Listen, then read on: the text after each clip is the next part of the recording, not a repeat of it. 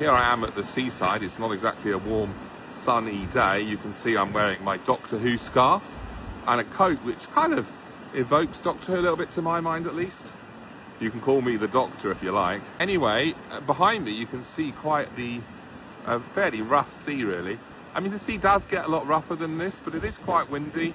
It just makes me think of the many biblical and Christian cultural kind of references to storms, and particularly storms at sea.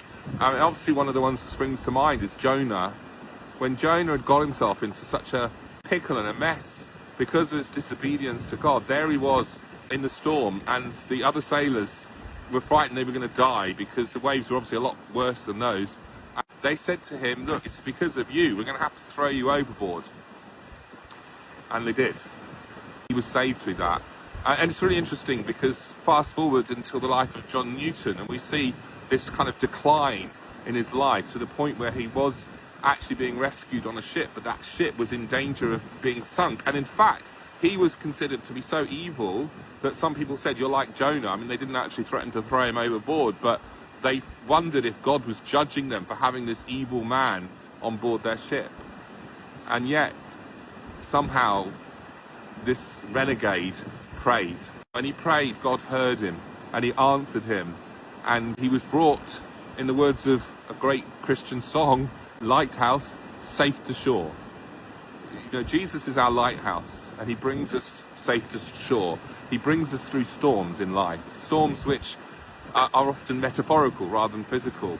But there's something quite evocative about the idea of being on a ship, heaving waves up and down. I've been on a ferry when the channel was just a little bit rough. And it's quite a scary experience, even though you know that you're safe. Imagine if your boat is taking on water and is at risk of sinking. That's quite an evocative picture for how sometimes the trials in life actually feel to us. I know for me, I described my poor health and what happened as a result in so many aspects of my life as being like a tsunami. So a giant wave, a storm, a wave of destruction. I mean, storms show the power, but they also show the destruction. It's a scary thing to see a storm, but in the midst of the storm, you can be at peace. You can know calm. If you're safe, being led safe to shore, even though it might still be a bit scary, you can know that Jesus is with you, and you can know that not only do you have a lighthouse that's guiding you, you have a lifeboat that will keep you safe, take you where you need to be.